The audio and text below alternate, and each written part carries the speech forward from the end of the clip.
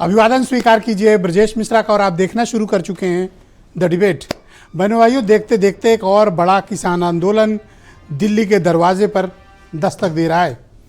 किसान अपनी मांगों को लेकर बहुत लंबे वक्त से आंदोलित हैं, प्रदर्शन कर रहे हैं, प्रशासन शासन से गुहार लगा रहे हैं, लेकिन किसान जब तक सड़क पर नहीं उतरता, दिल्ली का रुख नहीं करता, तब तक उसकी मांगों पर शायद सरकारें भी ध्यान नहीं देती हैं।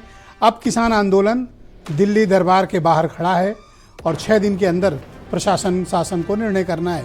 क्या है यह नया किसान आंदोलन और क्यों किसान सड़क पर उतरे, आज चर्चा इसी विषय पर। बहनों भाइयों, देश की राजधानी दिल्ली के बाहर एक और बड़ा किसान आंदोलन दरवाजे पर दस्तक दे रहा है और इस बार हरियाणा बॉर्डर नहीं, इस बार उत्तर प्रदेश के बॉर्डर नोएडा के पास दलित प्रेरणा स्थल पर ये काफिला, ये कारवां किसानों का पहुंच चुका है।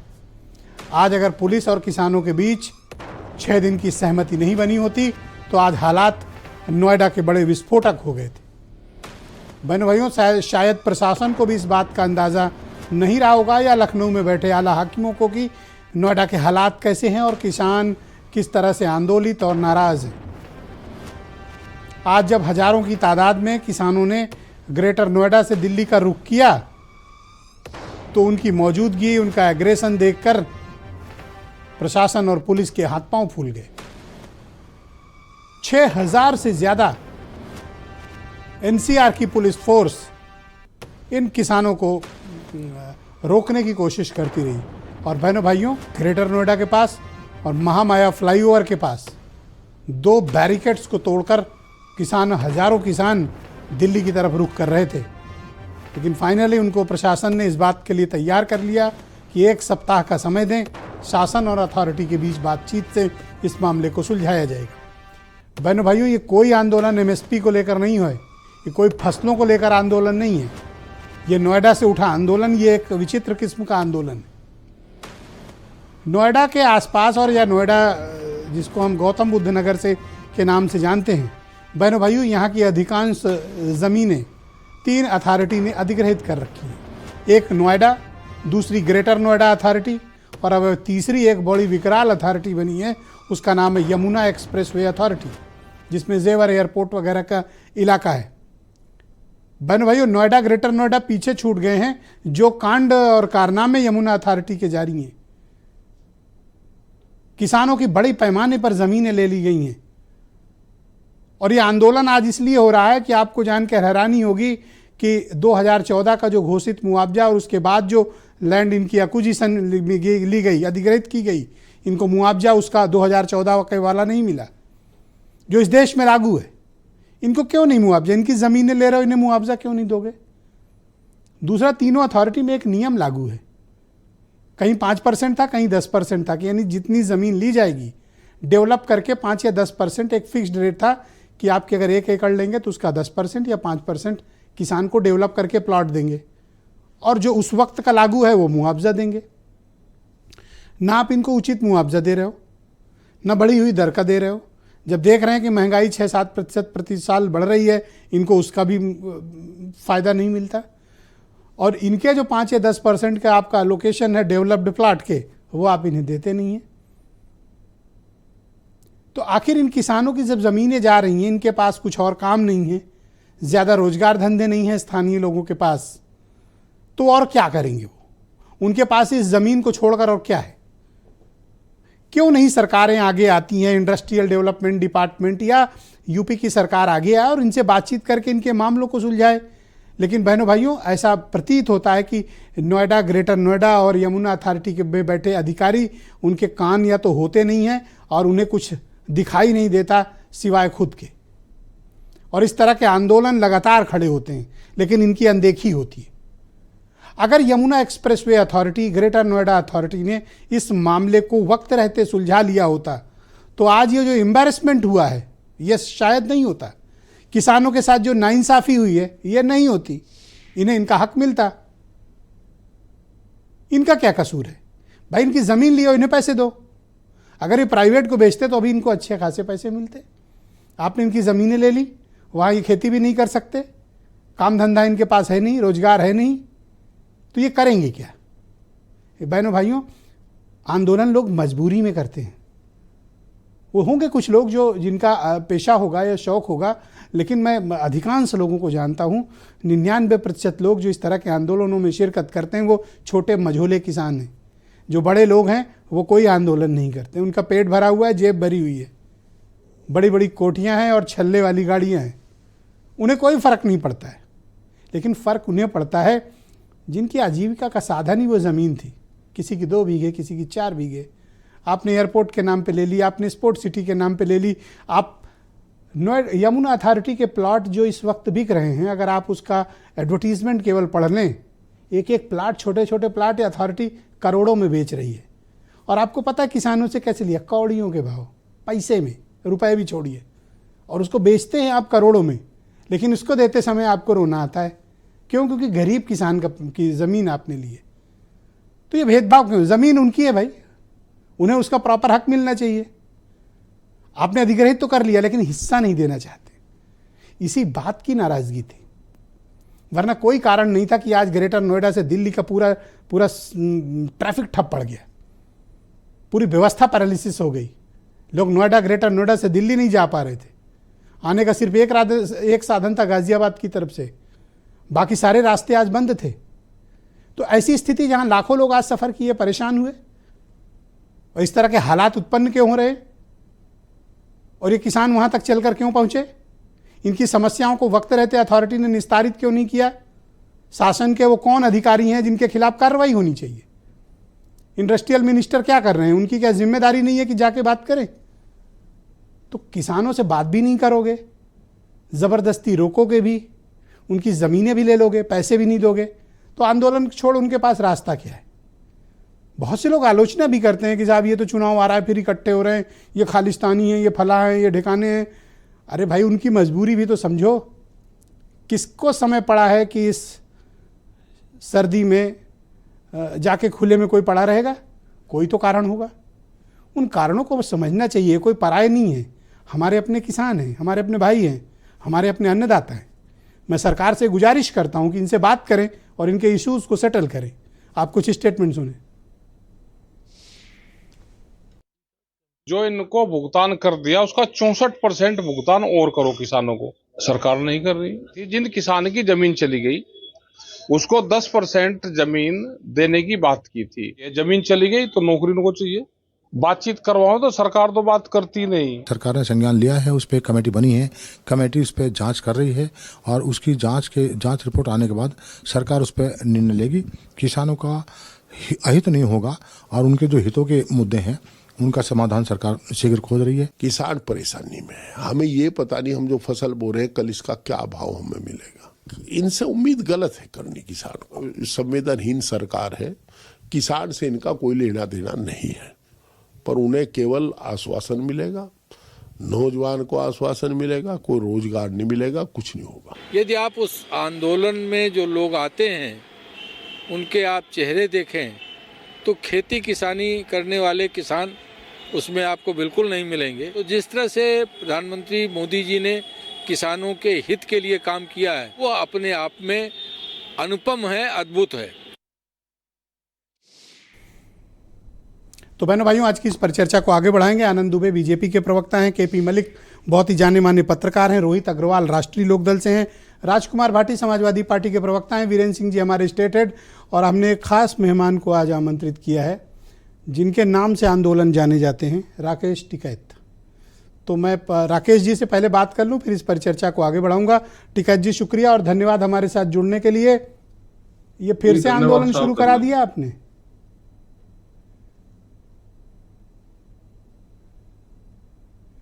ये फिर से आंदोलन? नहीं, आंदोलन तो बंद कहाँ हुए। ये तो इस तरह की सरकार आ गई कि इस देश में बगैर आंदोलन के तो कुछ हो ही नहीं सकता। भाई, जमीन ये छीन रहे हैं, आप इनकी जो इनके पास में प्लॉट है किसी मंत्री के या किसी आदमी का, आप एक उसका प्लॉट ले जाकर दिखा दो हमको। मतलब किसान की जमीन ही सस्ती है क्या? आप एक प्लॉट इनका लेकर दिखा दो, उसमें आप पोल गाड़ कर दिखा दो इंडस्ट्रीज में कहीं, मतलब किसान की जमीन का लूटने का एक बड़ा षड्यंत्र रचा जा रहा है। हमने बार बार कहा यह सरकार बड़े उद्योगपतियों की है, एक पूंजीवाद का गैंग है, उस गैंग ने इस देश पे कब्जा कर लिया और पॉलिटिकल सिस्टम से कर लिया। भाई जो सुप्रीम कोर्ट ने कह दिया कि भाई आप उनका 64% दे दो, सस्ते में 64% जोड़ के किसानों को दे दो, उसको नहीं दे रहे। उन्होंने कहा कि 10% जमीन जिस किसान की वहां पे जमीन गई है उसको 10% आप भूखंड दे दो आप उसको। अरे इतना अब भूखंड ये दे कह रहे देंगे कि तो फिर हमारे अथॉरिटी पास- क्या करेगी? तो बहुत ज्यादा मांग रहे हो आप। अच्छा, वो ग्रेटर नोएडा वाले में तो दे लग रहे थे कुछ को।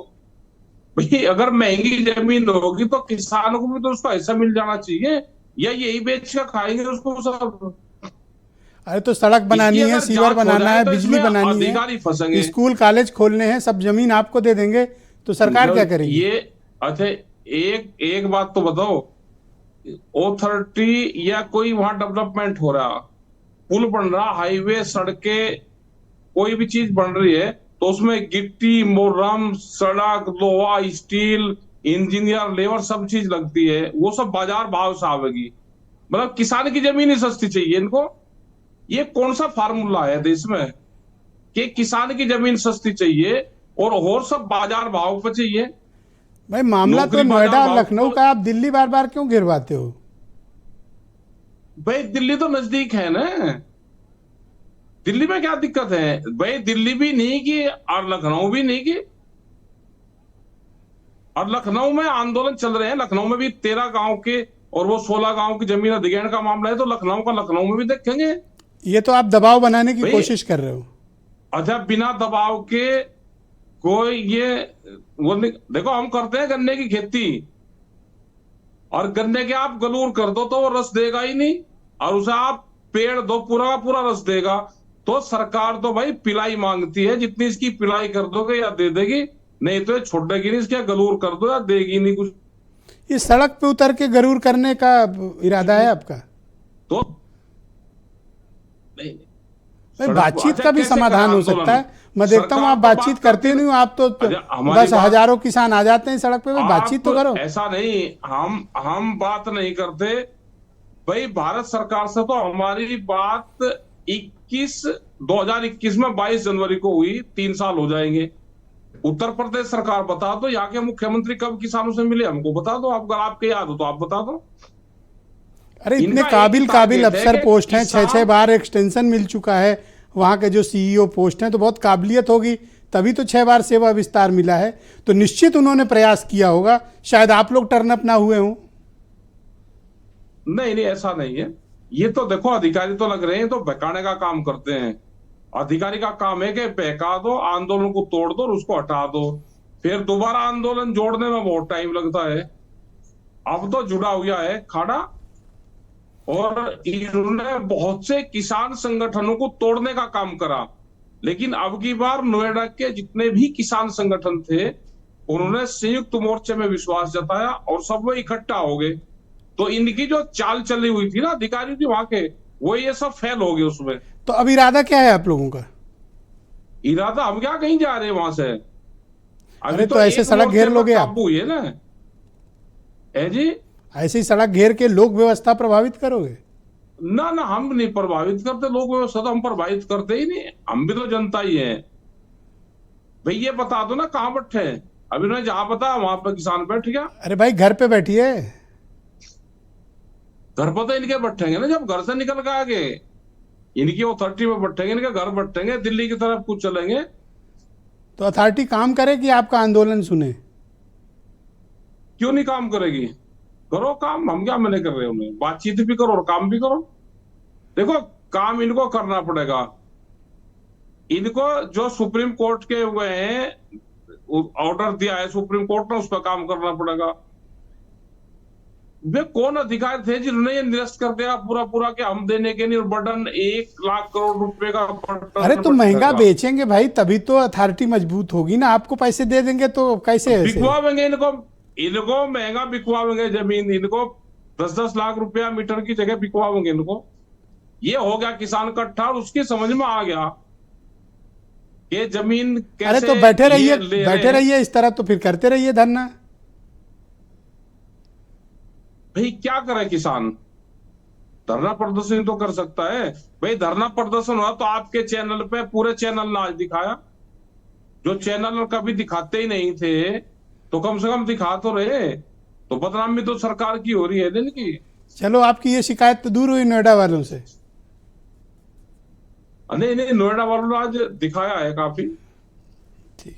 बहुत शुक्रिया आपका टिकैत जी हमारे साथ जुड़ने के लिए, और हमें अपना धन्यवाद। लखनऊ में भी बहुत जल्दी आएंगे, लखनऊ में भी बहुत डेवलपमेंट हो रहा और बहुत किसान की जमीन लखनऊ में भी जा रही है। तो मैं क्यों ना आपका नाम बदलकर थोड़ा संशोधित करके राकेश आंदोलन टिकैत कर दूं? नहीं नहीं, कर दो। जो भाई आप कर सकते हो तो आप कर दो। इस देश में आवाज उठाने वाले भी तो चाहिए ना। धन्यवाद, बहुत शुक्रिया आपका हमारे साथ जुड़ने के लिए और समय देने के लिए। बहुत बहुत धन्यवाद आपका, बहुत शुक्रिया। बहनों भाइयों, इस परिचर्चा को आगे बढ़ाएंगे। बीजेपी के प्रवक्ता आनंद दुबे मेरे साथ काफ़ी वक्त से मौजूद हैं, तो मैंने कहा पहले टिकैत साहब से बात हो जाए, उन्हें कहीं जाना भी था। दुबे जी धन्यवाद आपका। ये किसानों से बात करने के बजाय आप उन्हें क्यों मजबूर करते हैं कि वो सड़क पर उतरें, प्रदर्शन करें, हज़ारों की संख्या में इकट्ठा हों, लोगों को इनकन्वीनियंस हो? आप बातचीत करके समाधान तलाशने के बजाय अड़ियल रुख क्यों हर बार अख्तियार करते हैं? ब्रिजेश जी, उत्तर प्रदेश की योगी आदित्यनाथ जी की सरकार और केंद्र की मोदी जी की सरकार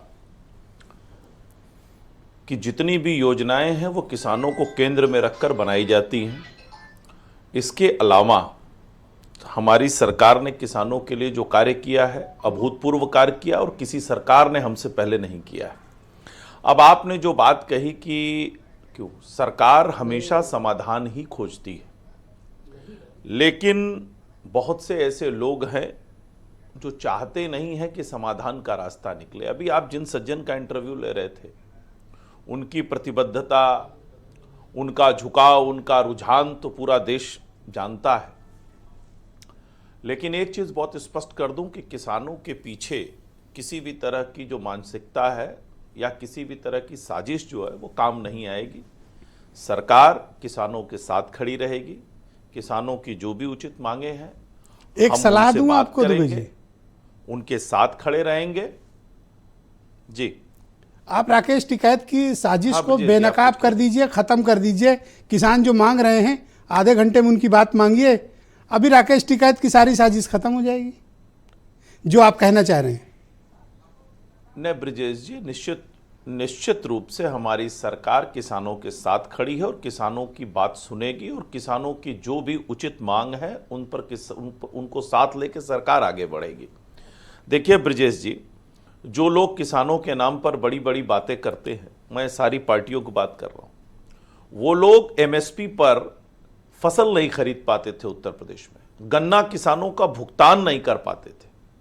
आज हमारी सरकार रिकॉर्ड फसल खरीद रही है एमएसपी पे, और 72 घंटे के अंदर, 24 घंटे के अंदर, 72 घंटे के अंदर। दुबे जी, मुद्दे को डाइवर्ट ना करें और मुझे ये बताएं कि इन किसानों को 2.25 लाख करोड़ से ज्यादा किसान, इनका मुआवजा दे दीजिए, इनका जो भूखंड 10% है वो दे दीजिए, और सुप्रीम कोर्ट ने 64% इजाफा करके देने को कहा है, ये दे दीजिए।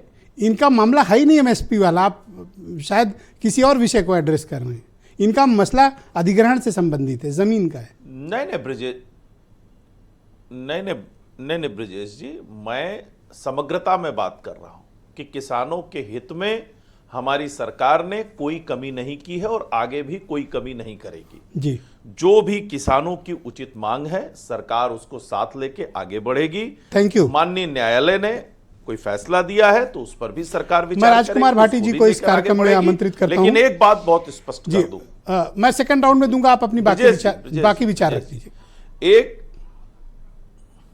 मैं भाटी जी को आमंत्रित करता हूं। भाटी जी, शुक्रिया आपका। मैं उम्मीद करता हूं कि आपका स्वास्थ्य अब बेहतर है और आप ठीक हैं। मैं ये समझना चाहता हूं कि इस आंदोलन के पीछे आप लोग तो नहीं हैं? नहीं, आंदोलन के पीछे तो हमें होना चाहिए। अगर किसान लड़ रहे हैं सड़क पे तो राजनीतिक पार्टियों को उनके पीछे, उनके साथ होना चाहिए। उस तरीके से पीछे नहीं है कि हमारे कहने पे आंदोलन शुरू किया गया या हमने इसकी योजना बनाई, लेकिन हम किसानों के साथ हैं और हम लोग, हमारे कार्यकर्ता आज भी धरने में शामिल थे, जेल भी गए थे। लेकिन मैं कुछ तथ्य आपको ब्रजेश जी इस आंदोलन के बारे में बता दूं। एक तो इस जिले में 5 अथॉरिटियां, आपने 3 का नाम लिया था, नोएडा है, ग्रेटर नोएडा है, यमुना है। इसके अलावा न्यू नोएडा के नाम से एक और नई अथॉरिटी बनी है, और बुलंदशहर खुर्जा विकास प्राधिकरण भी। ये 5 अथॉरिटी इस जिले में जमीन एक्वायर कर रही है और इस जिले की 1-1 इंच जमीन एक्विजिशन की चपेट में है। ये शायद इस देश का अकेला जिला होगा जिसकी 1 इंच जमीन भी बची हुई नहीं। दूसरी बात मैं आपको ये बता दूं कि जो किसान मांग कर रहे हैं उनमें से एक भी कोई ऐसी मांग नहीं है जो पहले से, जिसके लिए आदेश ना हो, कानून ना हो या लिखित में समझौता ना हो। कहीं हाई कोर्ट का आदेश है, कहीं अथॉरिटी के खुद के आदेश है, खुद के नियम है, कहीं किसानों से लिख के समझौता हुआ है।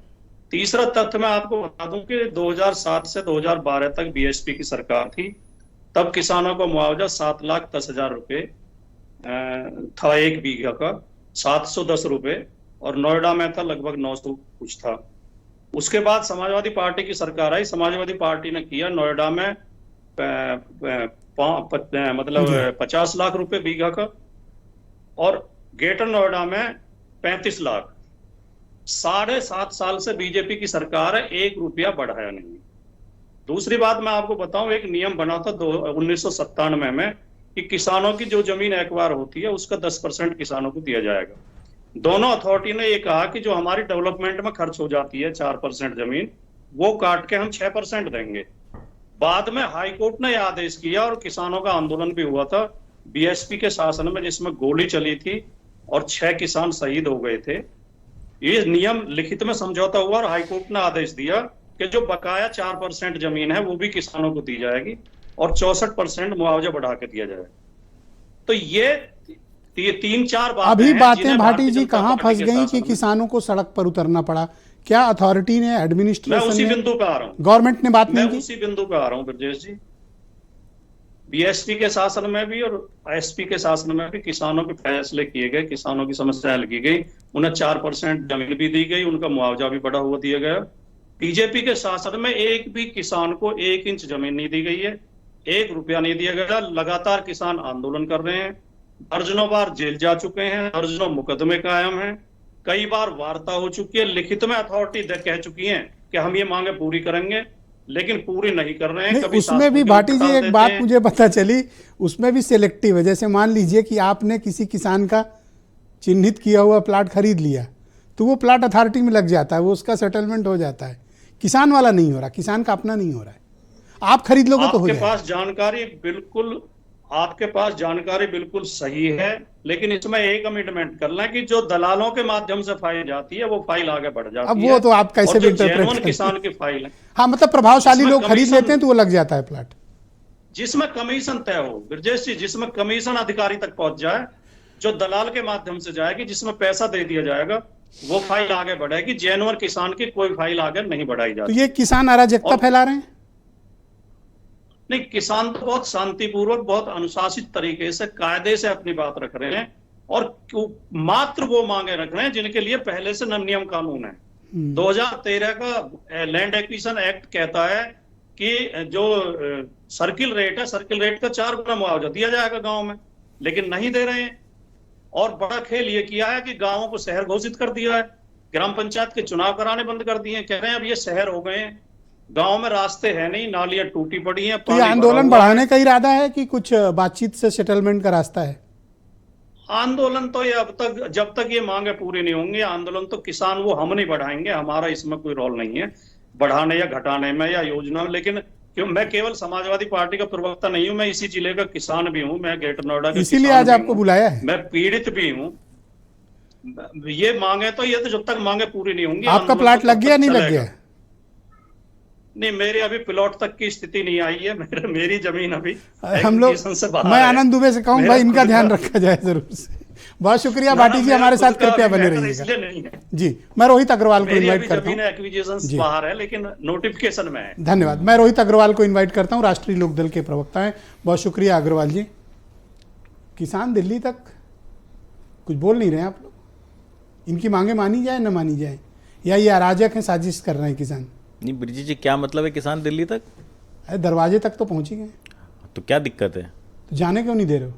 भाई किसान का हक है आंदोलन, संविधान उसको हक देता है आंदोलन करने का। दिल्ली जाए ना जाए किसान? अच्छा नहीं, बिल्कुल जाए, तो रास्ता खोलो। दिल्ली को कौन रोक सकता है? दिल्ली जाने से किसान को कौन रोक सकता है? रोक तो लिया गया। नहीं नहीं, देखिए रोक नहीं लिया गया, 6 घंटे के अंदर उनकी जो समस्या थी उसका हल कर दिया गया। उनको 6 घंटे? उनको 1 हफ्ते का उन्होंने समय दे दिया। उनको पता है, उनको विश्वास है कि ये किसान हितैषी सरकार है, इसमें माननीय जयंत चौधरी जी सम्मिलित हैं और किसानों के साथ अन्याय नहीं होगा। देखिए ये देखिए ये जितने मासूम अभी खुशी नहीं, से एक मिनट वॉक करते हुए पहुंच गए बॉर्डर तक। विजय जी एक मिनट देखिए, पहली चीज तो यह है कि आंदोलन किसानों का हक है, जो कि संविधान उनको राइट देता है। किसान आंदोलन करना चाहिए किसान को, तभी उनको उनका जो भी हक है, जायज हक है, वो मिलेगा। दूसरी बात ये है, 10 सेकंड हम तो लड़ ही रहे हैं भाई उनके लिए। कहां लड़ रहे हो? दिल्ली जाने, हम तो आपके चैनल पे भी लड़ रहे हैं उनके लिए। दूसरी बात, मांग करो आनंद दुबे से कि सब मांगे मान ले। आनंद दुबे कौन है? मैं तो खुद ही सरकार में माननीय जयंत चौधरी जी बैठे हुए हैं। आनंद दुबे कौन है? हम तो खुद कह रहे हैं, कैसी बोली भाषा है आपकी? अरे भाई हम तो खुद कह रहे हैं कि हम किसानों के हित के लिए खड़े हुए हैं, समर्पित हैं। दूसरी बात, समाजवादी पार्टी के प्रवक्ता बहुत मासूम बन रहे थे यहाँ पे, उपज ही वहीं से हुई है। किसानों के साथ अन्याय करने की जो उपज है वो समाजवादी पार्टी के कार्यकाल से ही हुई है। समाजवादी पार्टी के कार्यकाल में भाटी जी ने कहा कि हमने मुआवजा बढ़ा दिया, एहसान थोड़ी ना किया है। जिसको प्लॉट बेचा था एक आम आदमी को, उससे पैसा बढ़वा के ले लिया इन्होंने। आप बात समझिए, कभी ऐसा आपने देखा है कि भाई अथॉरिटी क्या है? अथॉरिटी बिल्डर की तरह आज काम कर रही है। अथॉरिटी आज बिल्डर की तरह काम कर रही है। ये सरकार में हो कि विपक्ष में? हम सरकार में गए हो इसलिए याद दिला रहा हूं। नहीं, आप हम देखिए, हम जनता के साथ हैं। एक बात बिल्कुल, हम सरकार में हैं और हम बिल्कुल आपको क्लियर बात बता रहे हैं। देखिए अथॉरिटी एक बिल्डर, आनंद दुबे तो कह रहे हैं कि साजिश है। एक मिनट सुनिए, तो मेरी बात तो सुनिए। मैं आनंद दुबे पे डिबेट करने नहीं आया हूं, मैं किसानों पे डिबेट करने आया हूं। और मैं सरकार का हिस्सा हूं, मैं पूरी तरीके से समझता हूं। उनका मुआवजा बिल्कुल मिलेगा और ये उनका हक है, उनको मिलना चाहिए समय से। देखिए मैं एक बात बता दूं, 2 मांग है, 3 बता दे रहा हूं। हाँ नहीं, मुझे सारी मांगे बताएं। देखिए यही क्या पता है, बताओ। देखिए मुझे सारी मांगे पता है। देखिए एक तो क्या है, किसानों को 64.7% का उनको वादा किया गया था कि वो बढ़ा के मिलना चाहिए। बिल्कुल मिलना, अरे वो उनका हक है, तो क्यों नहीं दे रहे? वो पैसा आप जिसको अलॉट किया आपने प्लॉट, उससे आप ले चुके हो। राजकुमार भाटी को थोड़ी देना है, राजकुमार भाटी के कार्यकाल में ही ले चुकी है। अब तो आप सरकार, तो इनको उसी समय दे देना चाहिए था। ये तो इन्होंने जबरदस्ती का इसको नासूर बना के रखा हुआ है समाजवादी पार्टी ने। 8 साल से सत्ता से बाहर है, काम हम कर रहे हैं, जिसको निपटाने का काम हम कर रहे हैं। ये जो नासूर इनके कार्यकाल में बना था, इसको निपटाने का काम हम कर रहे हैं। किसानों के साथ अन्याय करने का काम समाजवादी पार्टी ने किया था। तो ये कब अन्याय दूर होगा? एक पहली चीज तो ये नोटिफिकेशन बसपा की सरकार में हुआ था जमीनों का अधिग्रहण करने का, और समाजवादी पार्टी ने किसानों को मजबूर किया कि उनको कोर्ट तक जाना पड़ा। दूसरी बात, अगर विपक्ष अपनी भूमिका सही से निभा रहा होता तो किसानों को आंदोलन करने की जरूरत ना पड़ती। विपक्ष का काम क्या है? जनता की समस्या को सरकार तक पहुंचाओ। अब आप जनता की बीच चाहते ही नहीं। यहां पे बैठ के भाटी जी कह रहे हैं मेरी जमीन देखो नोटिफाई नहीं हुई है ना। भाटी साहब की जमीन नोटिफाई नहीं हुई है, लेकिन किसान की जमीन नोटिफाई हुई है। तो कब तक इनको हक अगर आप खाली अपना देखते रहोगे तो काम नहीं होगा। भाई भाटी साहब को सही से उठाना चाहिए ना कि भैया वहां पे जो सीईओ है, नहीं यमुना अथॉरिटी का जो सीईओ है, कैसे सहयोगी हो जो आपने अलाइज पार्टनर को एम्बैरेस कर रहे हैं? हम एम्बैरेस थोड़ी ना कर रहे हैं, हम तो बता रहे हैं कि सारी समस्या का जड़ ही भाटी साहब है। तो कब इनको आप दोगे? आप पूरी बात तो आने नहीं दे रहे, मुद्दे की बात आपने आने नहीं दी। अरे चलो बोल लो भाई। देखिए जो यमुना अथॉरिटी के सीईओ हैं अरुणवीर सिंह, उनको एक्सटेंशन क्यों मिल रहा है? भाटी साहब को मुद्दा उठाना चाहिए था। अगर वो किसानों की समस्या नहीं हल कर पा रहे हैं तो उनको एक्सटेंशन मिल क्यों रहा है? असल में अंदर से बहुत तपे और जले हुए हो आप। अब ये मुद्दा उठा रोहित अग्रवाल रहे हैं राष्ट्रीय, इसलिए आप नकल करा रहे हो भाटी जी को कि ये भी बोल दो। नहीं आप मुझे बताइए, ये मुद्दा मैं उठा रहा हूं, किसी के पास किसान के साथ कौन खड़ा है? हम तो किसान के साथ खड़े हैं और किसान की हर समस्या का हल होगा। चौधरी अजीत सिंह जी 2009 के किसान आंदोलन में, उनको यही राकेश टिकैत जी जो आपने दिखाया था, इन्होंने फोन किया, उन्होंने कहा साहब हमारे साथ अन्याय हो रहा है और हमारा आंदोलन तोड़ देगी कांग्रेस सरकार में मंत्री थे। सर अब मेरी बात तो पूरी आने दो। सरकार में मंत्री थे, किसानों के बीच में गए, 4 घंटे में किसानों की समस्या हल करवाई थी। अच्छा, ये अब आंदोलन चल रहा है, वो सब खुले आसमान के नीचे इतनी सर्दी में बैठे हुए किसान लोग, क्या जयंत चौधरी ने मुख्यमंत्री को टेलीफोन किया कि इनकी मांगे मान लीजिए, ये सब अपने अपने घर लौट जाएं? देखिए ब्रिजेश जी, मुझे लगता है कि आपको गलत खबर दे रही हैं समाजवादी पार्टी वाले। जो आपके डिबेट पे इन्होंने बोला, देखिए किसान वापस जा चुका है, जो मैंने किसान पूछा उस किसान चला गया है? हाँ किसान वापस जा चुका है। तो ये जो किसान बैठे ने हैं कौन है? एक हफ्ते का समय दिया नहीं, गया वो बैठे हैं दलित प्रेरणा नहीं स्थल नहीं पे। देखिए वो बैठे हैं, वो उनका भाटी हक जी है। बैठे हैं कि उठ अच्छा गए? ये बताइए मुझे, सड़क किसान की, जमीन किसान की, किसान बैठा है तो उससे क्या चौधरी लेना साहब देना है? टेलीफोन क्यों नहीं कर रहे हैं? बिल्कुल करेंगे ना, जब जरूरत कब पड़ेगी करेंगे? तो। अगर उनके साथ अन्याय होगा तो हम बिल्कुल खड़े हैं, अभी हम अन्याय नहीं कंधे से हुआ? कंधा मिला के खड़े हैं उनके नहीं साथ हुआ? अगर अन्याय होगा। ओके। देखिए अब ये केपी मलिक साहब को बुला हाँ बिल्कुल बुला लीजिए। ये सोच रहे हैं इनकी जान छूटेगी। नहीं बुला लीजिए। केपी मलिक साहब स्वागत आपका, धन्यवाद हमें समय देने के लिए। तो बताइए ये आंदोलन की जरूरत क्यों पड़ गई? तो बैठ के बातचीत से भी रास्ता निकल सकता था। नहीं ब्रजेश जी, किसानों को आंदोलन की जरूरत ही क्यों पड़ती है, इस पे भी तो विचार होना चाहिए ना। किसानों की ये जो 4 से 5 मांगे हैं ये तो नियमावली के तहत हैं, ये तो कोर्ट के आदेश हैं, और कोई ऐसा नहीं है कि 2-4 किसान है ये।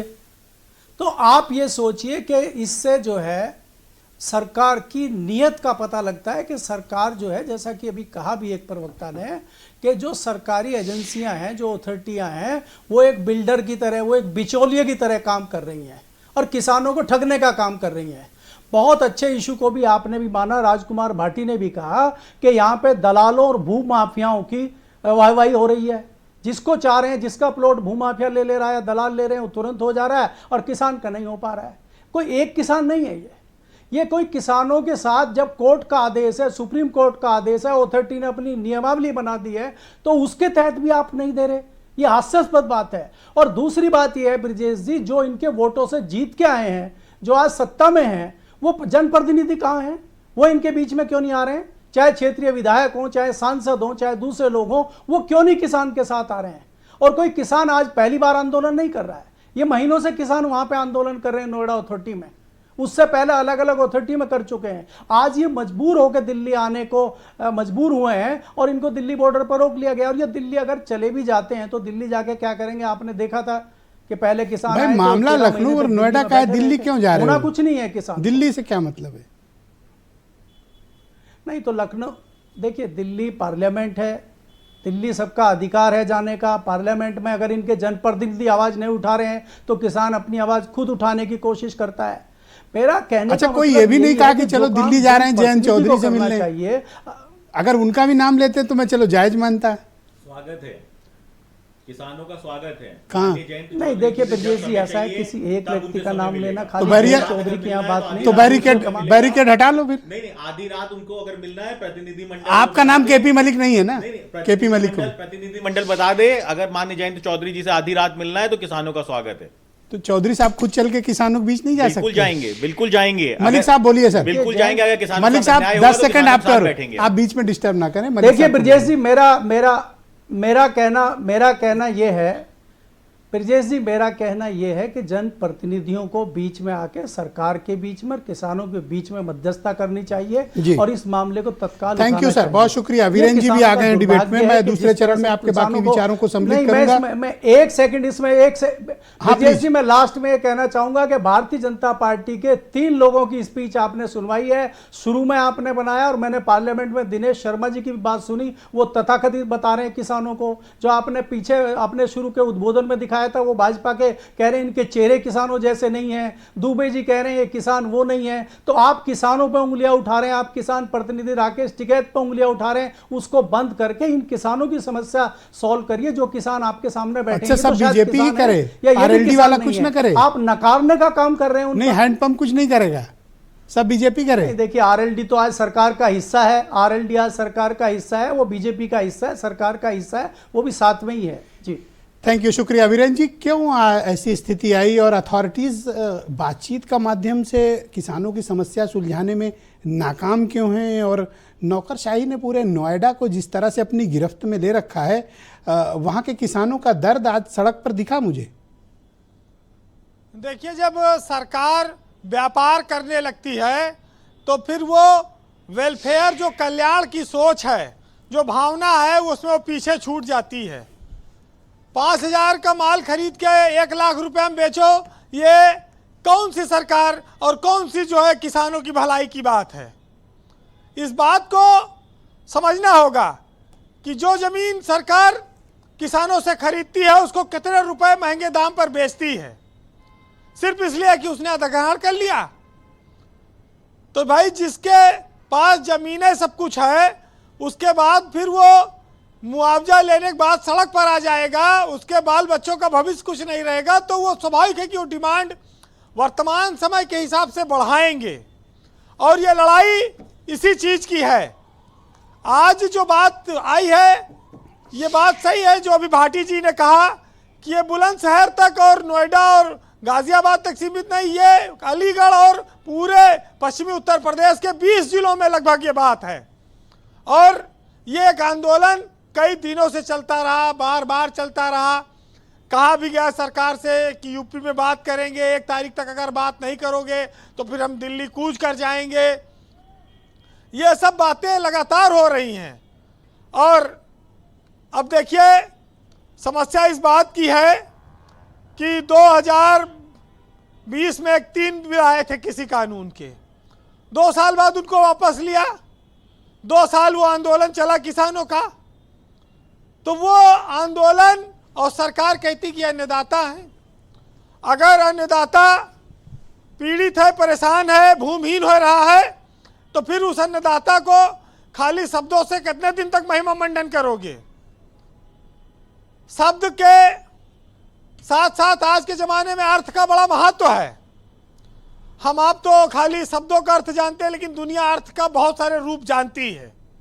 और वो किसान भी उसी से है। उसका बच्चा भी पढ़ता है, स्कूल में फीस जाती है, उसके घर में भी शादी ब्याह होता है, उसके पास ट्रैक्टर का लोन भी चुकाना है, उसको खाद बीज भी खरीदना है। तो ये चीज़ें सबको देखनी होंगी। तो ये अथॉरिटी का चेयरमैन और सीईओ क्या कर रहा है? ये लोग क्यों नहीं सुनते हैं? इनकी जिम्मेदारी है ना कि ये रिजॉल्व करें इशूज को। ब्रजेश जी, जब तक सरकार हस्तक्षेप नहीं करती है ऐसे मामलों में, अधिकारी बहुत उस पर निर्णय नहीं ले सकते। और नोएडा तो वैसे भी ब्यूरोक्रेट्स की, उद्योगपतियों की नगरी बन चुकी है। जिसके पास सैकड़ों करोड़ रुपया है वो नोएडा में जाके बसता है, बड़ी बड़ी ज़मीनें खरीदता है। तो स्वाभाविक है कि अफसर तो वैसे भी कोई नहीं जाएगा लड़ने, सरकार को ही निर्णय लेना पड़ेगा, क्योंकि वो चुनती जनता है उनको जी। किसान भी उन्हीं को वोट दे के चुना हुआ है, तो वो निर्णय ले, उनके अधिकार में है। और 64 गुना मुआवजा देना है कि 74 देना है कि 50 देना है, इस पर निर्णय करना होगा। लेकिन अगर आप किसी जमीन ले रहे हैं और डेवलप करके 10% उसको वापस कर दे, मुआवजा भी दे रहे हैं, तो इसमें क्या बुरी? यही तो सरकार का काम है कि हम अपने नागरिकों को सुविधा संपन्न बनाएं। और वो भी उसी उनकी जिनके पास भूमिहीन हो गए, रोजगार नहीं है, उनको रोजगार मिलेगा, अपनी ज़मीन पे कारोबार करें, व्यवसायिक एक्टिविटी करें, कोई रोक नहीं है। लेकिन समस्या इस बात की है, हम इस बात को कहते हैं कि इस देश में धान और जान की बड़ी कीमत है, लेकिन खाली कहते ही हैं, उसको समझते नहीं हैं। उसकी कीमत को समझना होगा, क्योंकि धान भी 22 पसेरी बिक रहा है। किसानों का धान कैसे खरीदा जाता है आप जान रहे हैं, और किसान आंदोलन में कितनी जान चली गई ये भी लोग देखे हैं जी। तो संवेदनशील बनना होगा, किसी सरकार से शिकवा शिकायत नहीं। जो सरकार है वो किसान को जितना दे सकती है दोनों हाथ से दे। अभी तो खाद और बीज पानी का संकट चल रहा है, वो भी देना होगा, क्योंकि गेहूं की बुआई का सीजन बैठा चल रहा है। जिन अफसरों की आप बात करते हैं, ये सब भी किसी न किसी किसान परिवार से आए हुए हैं, किसानों के बेटे हैं, इनको सब दुख दर्द पता है। लेकिन अपनी कुर्सी बचाने के लिए ये कोई भी इसमें आगे आकर निर्णय नहीं करना चाहता। जी, कंक्लूड करें। किसी को ये एक लड़ाई वाजिब अगर है तो उस वाजिब लड़ाई को आगे कैसे पहुंचाया जाएगा? फिलहाल सरकार को ये बात समझना होगा कि किसान खेत में बैठा हुआ अच्छा लगता है, सड़क पर नहीं। उसको रोकना होगा, क्योंकि इस देश में हमेशा से ये बात साबित होती रही है कि इस देश चाहे जितना डिजिटल हो जाए, चाहे दुनिया चाहे जितनी तरक्की कर जाए, डिजिटल हो जाए, रोटी मोबाइल से डाउनलोड नहीं होगी, वो किसान के खेत में ही पैदा होगी, तभी आपकी पेट में जाएगी जी। इसको तकनीकी और तरक्की के साथ किसान के इस दर्द को भी अपनाना होगा, समझना होगा। फिलहाल सुनिएगा, समय कम है, कि लोगों की दुख दर्द पीड़ा अगर समझे होते तो आज ट्रैक्टरों का रेला ना होता नोएडा पे। कि न लाठी है, न गोली है, न राज हमारा है, न जेल है, न जाल है, न ताज हमारा है, और फिर भी नारों से, गीतों से हम आवाज उठाएंगे और चाहे कुछ भी कर लो हम तो बढ़ते जाएंगे। बहुत शुक्रिया वीरेन जी, बहुत बहुत धन्यवाद। ग्राउंड जीरो से अपना फीडबैक, ओपिनियन और पॉलिटिकल ऑब्जर्वेशंस हम तक पहुंचाने के लिए आपका बहुत बहुत धन्यवाद। बहनों भाइयों, इस परिचर्चा का दूसरा चरण प्रारंभ करते हैं। मेरे साथ आनंद दुबे मौजूद हैं, उत्तर प्रदेश में भारतीय जनता पार्टी के प्रवक्ता हैं। दुबे जी, मैं आपसे जानना चाहता हूं कि सरकार को अब तक आगे आकर एक स्टेटमेंट जारी करना चाहिए था, अपने सीनियर मुलाजिमों को भेजना चाहिए था, इंडस्ट्री मिनिस्टर को भेजना चाहिए था। आपने सब कुछ उन्हीं के हवाले कर रखा, उन्हीं अथॉरिटीज़ के जिन्होंने वर्षों से इस मामले को लटका रखा है और इसका समाधान नहीं लिया। ऐसा लगता है कि सरकार इसको लेकर गंभीर नहीं है। ने ब्रिजेश जी, सरकार पूरी तरह से गंभीर है। सरकार अपने स्तर पे किसानों से, उनके प्रतिनिधियों से बातचीत कर रही है और निश्चित रूप से इसका समाधान भी निकलेगा। मैंने पहले भी कहा, हम किसानों के साथ हैं।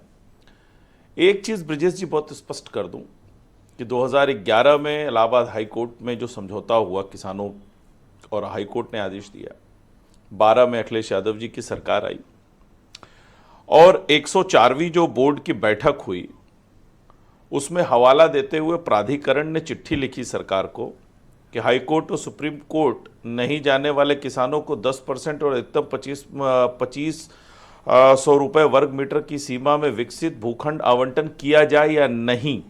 21 सितंबर 2016 को औद्योगिक विकास विभाग अनुभाग 3 के सचिव अनिल कुमार ने जो जवाब की चिट्ठी लिखी अखिलेश यादव जी की सरकार में, उसमें लिखा है कि एक पत्र ग्रेटर नोएडा विकास प्राधिकरण के मुख्य कार्यपालक अधिकारी ने भेजा है, जिसमें लिखा है, मुझे यह कहने का निर्देश हुआ है कि संदर्भित पत्र द्वारा उपलब्ध कराया गया प्रस्ताव सम्यक और विचारोपरोक्त नहीं है, यानी कि खारिज कर दिया था। यह चिट्ठी है। तो ये वो लोग हैं जिन्होंने नासूर पैदा किया। हमारी सरकार इनके समय में, इनके कालखंड में जितने नासूर पैदा किए गए, चाहे गन्ना किसानों का भुगतान छोड़ के गए थे, चीनी मिलें बंद करके चले गए थे, बेच के चले गए थे, उनको शुरू करने का भी काम किया, नई चीनी मिलें बनाने का भी काम किया, 2017 से आपकी सरकार का है, काम भी किया, दूसरे कार्यकाल का भी आधा वक्त गुजर गया, पेमेंट करने का काम किया। और इस मसले को बदल नहीं पाए अभी तक। ब्रिजेश जी सुन लीजिए, इस मसले को, उस निर्णय को क्यों नहीं बदले आप जी? जिस निर्णय का आप हवाला दे रहे हैं, आपकी लगातार दूसरी सरकार, दूसरा कार्यकाल है, आधा समय बीत चुका है और आप एक निर्णय नहीं बदल पाए हैं। नहीं ब्रिजेश जी, उसमें सरकार किसानों के साथ मिलकर रास्ता निकालने का प्रयास कर रही है।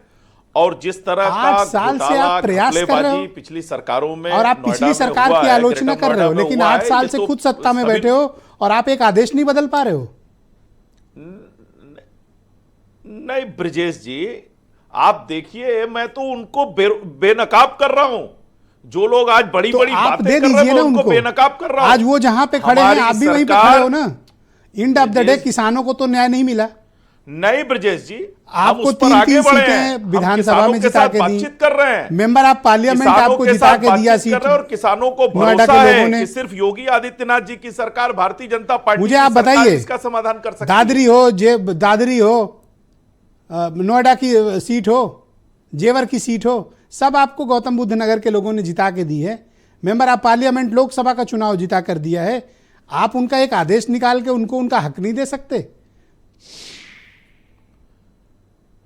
ब्रिजेश जी, उत्तर प्रदेश की पूरी जनता हमारे साथ है, नोएडा, ग्रेटर नोएडा की जनता हमारे साथ है, और हरियाणा जो कि किसानों का एक महत्वपूर्ण प्रदेश है, वहां की जनता भी हमारे साथ है, क्योंकि उनको पता है कि किसानों के सच्चे हितैषी अगर कोई है तो केंद्र में मोदी जी है, उत्तर प्रदेश में योगी जी है। ये सड़क पर जो बैठे हैं लोग, जो धरना दे रहे हैं, सबका ये कौन लोग विश्वास हमारे साथ है और हमने वो करके दिखाया है। तो आप मुझे टाइम बाउंड बताइए कि 1 दिन, 2 दिन, 3 दिन आप कब समाधान देंगे, और लखनऊ से कोई जाएगा बात करने या नहीं जाएगा? ब्रिजेश जी, बहुत जल्द आपको खुशखबरी मिलेगी और बहुत जल्द इन जो भी तकनीकी दिक्कतें हैं उनको दूर कर लिया जाएगा। बहुत शुक्रिया। मैं उस दिन का किसान जो इंतजार करूंगा जब खुशी-खुशी इन गरीब अपने किसानों की घर में समस्या का रहेंगे और समाधान हो सरकार जाएगा। के साथ खड़े रहेंगे। मैं रोहित अग्रवाल को इनवाइट करता हूं इस डिबेट में। रोहित जी, मैं तो ये उम्मीद कर रहा था कि ये नौबत ही नहीं आए कि किसान सड़क पर उतरे, दिल्ली जाएं या लखनऊ आए, और इतना वक्त बीतता जा रहा है, एक भी सरकारी मुलाजिम लखनऊ से नहीं गया, मिनिस्टर भी नहीं गए बात करने, इंडस्ट्री मिनिस्टर। तो इन किसानों से आखिर बात कौन करेगा? देखिए, पहले एक चीज तो समझ लीजिए ब्रिजेश जी कि सरकार संवेदनशील है और पूरी तरीके से किसानों के मुद्दे के ऊपर संवेदनशील है और वो किसानों के मुद्दों को हल करना चाहती है। देखिए, जो पुरानी सरकारें नासूर बना के गई हैं उनमें डेफिनेटली समस्या होती है, उनमें देरी होती है, परंतु किसानों का कोई भी हक नहीं मरेगा जब तक माननीय जयंत चौधरी जी सरकार का हिस्सा हैं। हम आपको आश्वस्त करते हैं, हर किसान को आश्वस्त करते हैं कि उसके साथ कोई अन्याय नहीं हो सकता है, क्योंकि हम खुद ही किसान परिवारों से आते हैं और जहां वो किसान आंदोलन कर रहे थे उसमें से ज्यादातर तो हमारे ही लोग हैं, हमारे ही कार्यकर्ता हैं, क्योंकि कारण क्या है, किसान ही तो हमारी रीढ़ की हड्डी है। आप ये प्रदर्शन करा रहे हो? नहीं, देखिए विजय, एक मिनट प्लीज, कंफ्यूज, देखिए एक मिनट, देखिए ये प्रदर्शन के पीछे आप हो। देखिए, ये बहुत सीरियस मामला है। नहीं, ये तो बड़ी गलत बात है। देखिए, ये किसानों के हक की बात है, ये किसानों के आप प्रदर्शन करा रहे हो। देखिए, जो भी किसान है वो राष्ट्रीय लोकदल का हिस्सा है। देखिए, क्योंकि चौधरी चरण सिंह जी ने किसानों के हक के लिए लड़ाई की है। क्लैरिटी, रुक जाओ एक सेकंड, ये जो प्रदर्शन कर रहा है ये कौन है? लोकदल प्रदर्शन करा रहा है। जो किसान वहां पे अगर खड़े हैं तो किसान तो राष्ट्रीय लोकदल का ही वोटर है। तो ये आप लोग प्रदर्शन करा रहे हो? नहीं, हम प्रदर्शन, हमारा सरकार के साथ पीछे से घात कर रहे हो। नहीं, देखिए विजय जी, एक मिनट, देखिए ये बड़ा गंभीर मुद्दा है, ठीक है ना? तो इसमें कोई मुद्दा यहाँ पे सरकार पक्ष विपक्ष का नहीं है। यहाँ पे मुद्दा ये है कि ये नासूर आया कहां से, जो कि आनंद दुबे जी ने भी और मैंने भी बहुत क्लैरिटी से आपके चैनल के ऊपर आप जनता को बताया। एक आर्डर से ये खत्म हो सकता है? 8 साल से लिए बैठे हो। आसान नहीं होता ब्रिजेश, क्यों नहीं आसान होता है? आपने 2000, तो फिर दूसरों पे इल्जाम क्यों लगा रहे हो? 8 साल से खुद नहीं कर पाए, 2012 इल्जाम दूसरों पे लगाते हो। अपनी नाकामी का ठीकरा दूसरों पर फोड़ते हो। 8 साल से सत्ता में बैठे हो, एक एग्जीक्यूटिव ऑर्डर जारी करो, अब इस सारे किसानों को उनकी अधिग्रहण के मुआवजे मिल जाएंगे, उनकी जमीनें मिल जाएंगी। मैं बता दूं, जो एक ऑर्डर नहीं हो रहा आपसे। मैं बता दूं ब्रिजेश जी, आपको मुद्दा क्या है।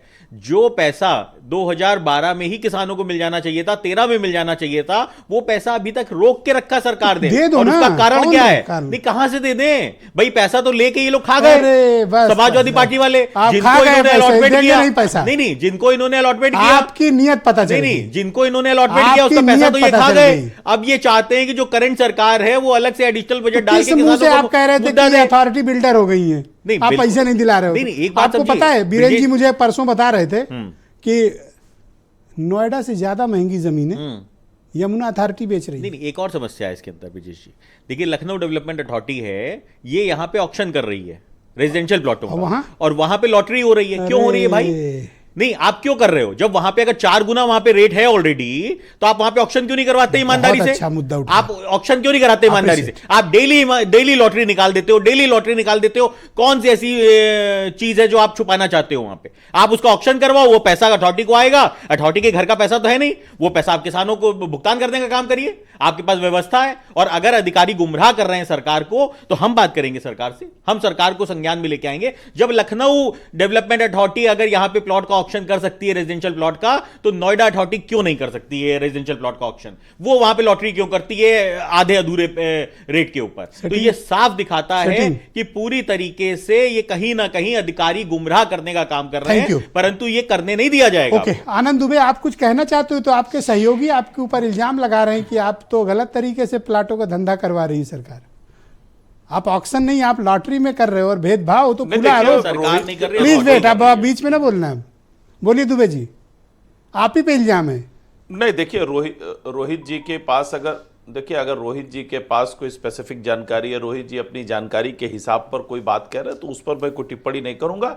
लेकिन मैं बहुत स्पष्ट हूं कि हमारी सरकार पूरी पारदर्शिता के साथ, पूरी ईमानदारी के साथ, पूरी संवेदना के साथ किसानों के साथ खड़ी है। किसानों के हर एक मुद्दे का समाधान हमारी सरकार ने पहले भी किया है, हम आगे भी। इन्होंने जो इल्जाम लगाए हैं उसका जवाब आपको देना चाहिए। नहीं, मैंने स्पष्ट कहा ना कि देखिए रोहित जी की अपनी जानकारी है, अपने स्पेसिफिक इनपुट है, वो अपने इनपुट के आधार पर बात कर रहे हैं। मैं उस पर कोई टिप्पणी नहीं कर सकता। पर ये तो आपको एम्बैरेस कर रहे हैं ना। मैं अपनी पार्टी, अपनी सरकार के विषय में बात कर तो सकता हूं। और मैंने बहुत स्पष्ट रूप से कहा कि हमारी सरकार। जी ब्रजेश जी, ये तो आपको शर्मिंदा कर रहे हैं डिबेट में। आप कुछ पूछ रहे हैं? ये शर्मिंदा कर रहे हैं आपको डिबेट में?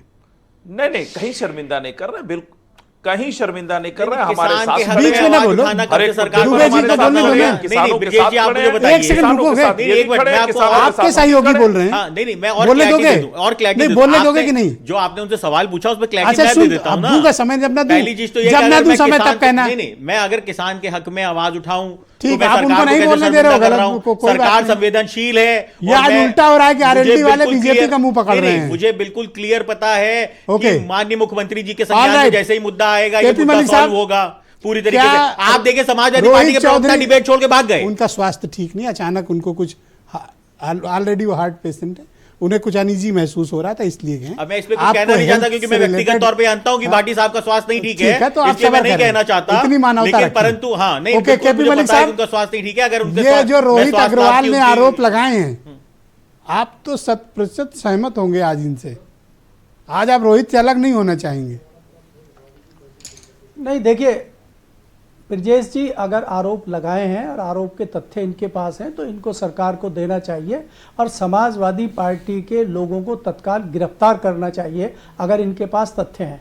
8 साल से उत्तर प्रदेश में भाजपा की सरकार है और आप इन भोले किसानों को देखिए। हमारे एक रिपोर्टर ने आज बात करवाई, 2-3 किसानों से हमारी बात हुई, वो अभी भी ये कह रहे हैं कि ये मामला योगी जी की नॉलेज तक नहीं पहुंचा है। अगर ये मामला योगी जी की नॉलेज तक पहुंच जाए तो हमारा मामला बहुत जल्दी हल हो जाएगा। इसमें बीच में जो अफसर हैं वो बदमाशी कर रहे हैं, वो भ्रष्टाचार कर रहे हैं, वो भूमाफिया के साथ मिले हुए हैं, इस तरह के आरोप किसान लगा रहे हैं। तो और आप मैं भी विजय जी फिर ये कह रहा आप सहमत हैं हूं, इस ये बात कोई से? तथाकथित किसान, ये कोई चंद किसान नहीं है। नहीं, देखिए मैं सहमत इस बात से नहीं हूं क्योंकि उस भोले किसान की बात कर रहा हूं जिसने 100% वोट भाजपा को दिया है। आप वहां सांसद देखिए, विधायक देखिए, और वो सांसद और विधायक उन किसानों से मुंह छिपाते हुए घूम रहे। मेरी आपत्ति इस बात को लेके है, कम से कम दूर के लोग ना आए, मंत्री ना आए, लखनऊ के लोग ना आए, दिल्ली के ना आए, कम से कम उन सांसदों को, विधायक चुनाव के दौरान मुद्दे कुछ अलग होते हैं सर। और ये किसान आज एक दिन का आंदोलन नहीं है, इलेक्शन सेंटिमेंट्स पे होता है सर। नहीं, चुनाव में तमाम मुद्दे होते हैं, चुनाव के बाद खत्म हो जाते हैं। देखिए चुनाव में तो ब्रजेश जी अगर आप बात करेंगे, चुनाव में तो संविधान भी बच रहा था, इलेक्शन के बाद संविधान खत्म हो गया, बच गया, बात खत्म हो गई।